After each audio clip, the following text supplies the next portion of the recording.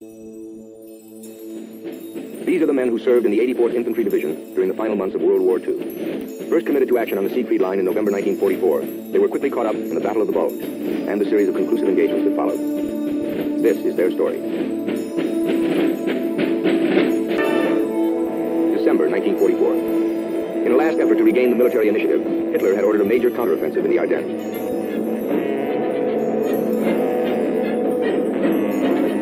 As fog and sleet drowned all Allied planes, German infantry and panzer units swept 50 miles into Belgium, recapturing the key road junctions of Saint-Ly and La Rouche, and surrounding the defenders of Bastogne. A major part of the German attack was turned against the town of Marche, Belgium, the key to the River Meuse, beyond which lay Paris, only recently liberated, and Antwerp, the Allies' chief supply port.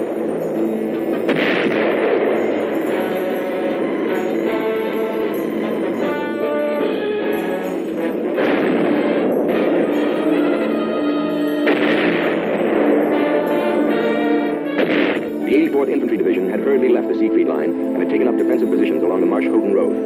Only by the most heroic resistance would the Allies be able to hold in the flanks of the Nazi salient and keep the enemy line from bulging further westward. We were spread over an extremely wide frontage. Our rifle company actually covered close to a mile in width, with foxholes, 2 men each, roughly about 100 yards apart. This is perhaps 4 to 5 times the usual amount of frontage that a rifle company will cover in a defensive situation. There were several times when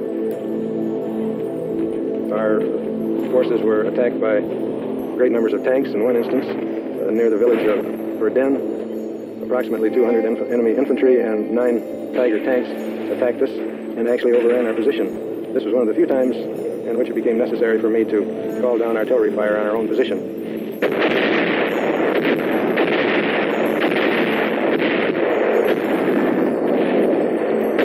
Enemy casualties during the Battle of the Bulge were much higher than ours, due to the fact that primarily they were expending themselves against a defensive position, and this happens in any battle. However, they had far overextended their supply lines, and many of the troops that we captured had not had any food for some time, and I would say that their casualties outnumbered ours by at least 3 to 1. This stately chateau, situated at the edge of the village of Ardennes, is the property of a Polish baron. During the December fighting, it became a house of horrors, as it was methodically disfigured by some of the bitterest hand-to-hand fighting of the war. A member of the family recalls. My name is Elizabeth de Radisky, and I spent many days in the castle at Verden. We witnessed the whole battle, and I was with my father and a few people from the village, and some friends who had come here to find shelter.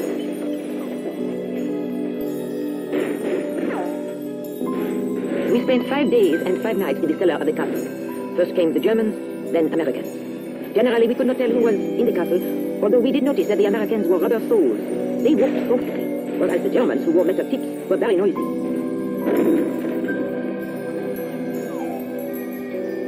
Our food consisted of bread, some butter, and ham. The real problem was to get water. We had to walk through corridors where Germans and Americans were often fighting in order to reach the faucet where we could get the water. Sometimes we would meet Americans, sometimes Germans.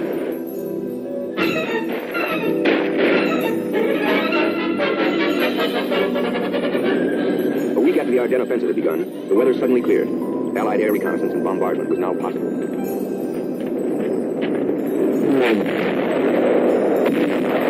Although Allied air superiority was complete, the ground fighting remained intense throughout the Bulge. The turning point in the Battle of the Marche came on December 26th.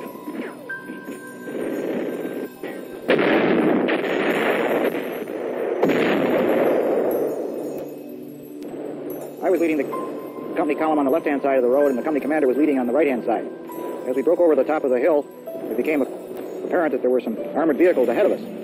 I knew that we needed something to really go after vehicles of this type with, and that the bazooka, which was being carried by another man farther back in the first platoon, did not come up as fast as I'd like. I found the bazooka back in the platoon behind me, but found the ammunition was across the road. I loaded once, got up real close, and fired. I was very gratified that the bazooka worked properly, and I made a good hit. I'd never fired one before. I made 2 or 3 trips back to the ammunition supply and up and fired again. All of a sudden, somebody had spotted that we needed some help in that area, and some of our artillery fired. A piece of shrapnel flew across my hand and arm, and as it came, I felt it burn, and I heard it bounce off the end of the bazooka. I realized I'd been hit, but it didn't seem too serious. One of the men near me also realized I'd been hit, and he came over to see if he could give me aid. We succeeded in putting a tourniquet around my arm by using my belt, but then I started back down the road. After we got back a couple of platoons, the action was such that I could stand up and walk down the road, and all I could think of was, "Merry Christmas, boys."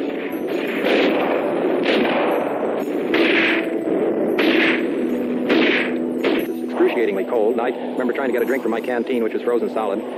And so we started out through the woods, crouching and moving forward, and then someone yelled fire and shout, and so we started firing and shouting, and the tracers went through the woods, and we moved on in a kind of hysterical way, getting more and more excited as we moved forward and heard more noise and were firing.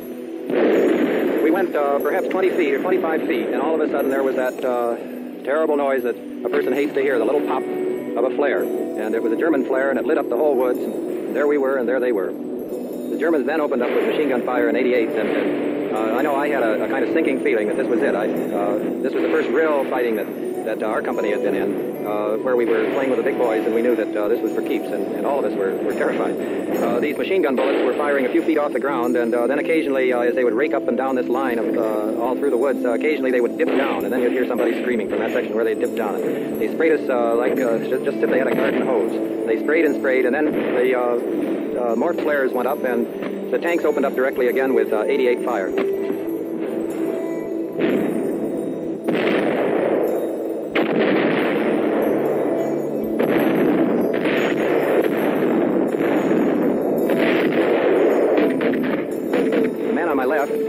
Killed outright, and the man on my right, on the other side, who was equally close, was wounded very seriously. His kneecap was blown off, and the cries and shrieks of the wounded really went up then. And I turned to the man on my right and put a tourniquet on his leg.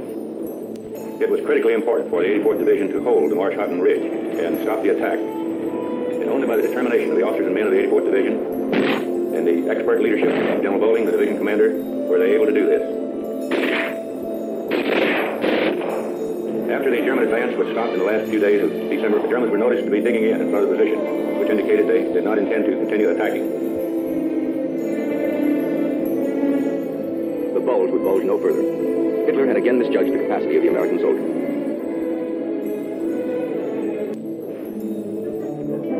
Hitler had a vast and extensive technical military knowledge, but he was a fanatic. Fanatics are known for their disability to keep a cool head and weigh their thoughts carefully. This, however, is an absolute necessity for the strategist.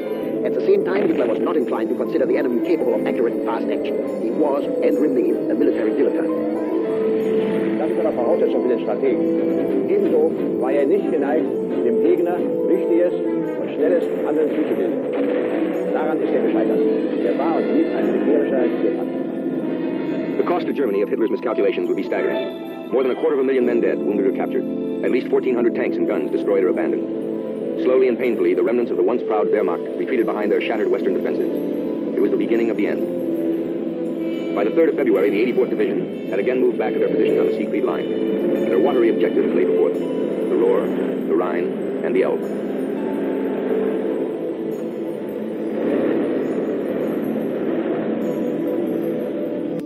The original crossing date was to be 10 February, but it was postponed because the Germans had flooded the area. So we then had about 2 more weeks in which to work out all the details very thoroughly and to rehearse all the units for the overall operation. It's amazing that we ever got across the Ruhr River, considering the confusion that takes place during the preparations for the attack.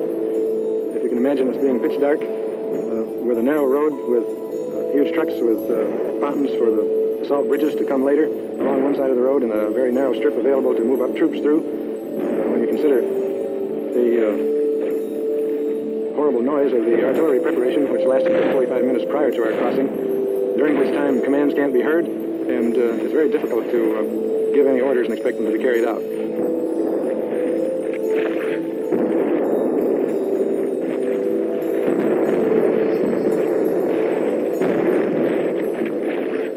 The Germans had constructed a rather wide band of barbed wire, on the far side of the Ruhr River and studded it with S-mines, which bounced up in the air when triggered off about 6 feet and exploded there, making it impossible for anybody to avoid the fragment.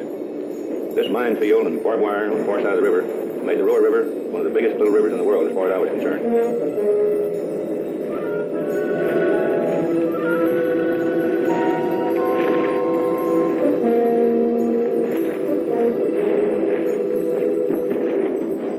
Before that day was over, we had 2 full infantry regiments across. The Germans were caught off balance. They did counterattack us at the town of Ball, but they were unable to organize themselves fast enough, and after 3 days, our position on the other side of the river was secure.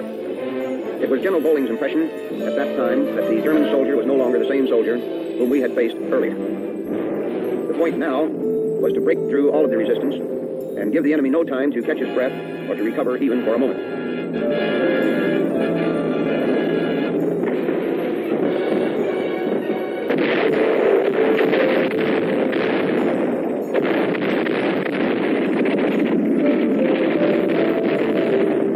The final phase of the war began for us on April the 1st when we crossed the Rhine. Everything that we had was on wheels, and they were all turning. We rolled across the northern part of Germany on autobahns for the most part, at great speeds and long convoys. This was exciting because we were covering so much ground compared to what it had been like on the Siegfried Line earlier. And we rarely had to get out of the trucks except when we'd run into a rash of firing, then we'd have to jump out and run for cover, and then after a while the whatever difficulty would be taken care of, and then we'd roll on again. If combat can be described as fun, this was, because the weather was fine and we were rolling and we were going through a part of Germany which had not been much shot up, and we saw civilians for the first time, German civilians, and we were able to shout at Troy lines and do all the things soldiers like to do. Allied morale was high, for each man of the 84th knew that the war was near its end. During the more and more frequent lulls in fighting, there was time for a little relaxing, time even for the humorous anecdote. Army rations were pretty good, but one day after too many servings of corned beef, we spotted a half-starved German chicken. One of the men went out gunning for it. He was using an M1 rifle, but he had armor-piercing bullets in it. The soup we made that night, we had to strain the bones through our teeth. In one respect, I have to admit, however, I probably was not a very typical and normal soldier. I did like the army food. I wanted to get lots of food, I got it. I wanted to get simple food, I got it. Very many of my playmates felt that the army food was not good, but I must say in this connection that I have found in life that the people who went traveling complain that the oysters are never fresh enough and the champagne never cold enough are generally people who at home had neither champagne nor oysters.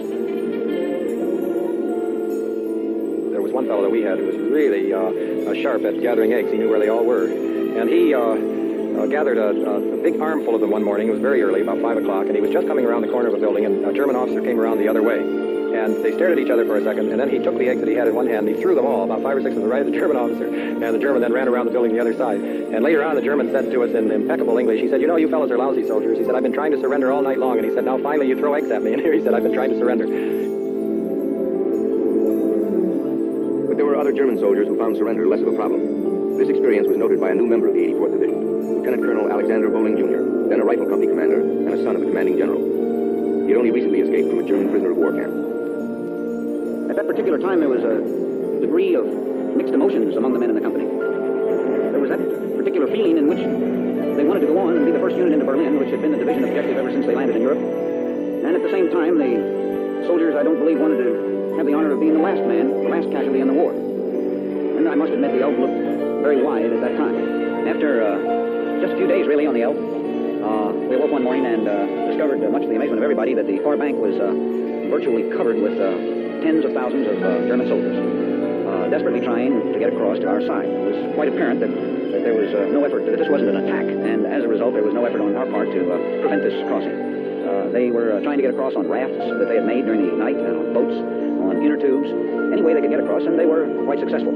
And this, of course, was the day when our battalion, and I guess the division, captured the largest number of prisoners. The war wasn't over, but the Germans had decided that they were going to surrender to us rather than to the Russians.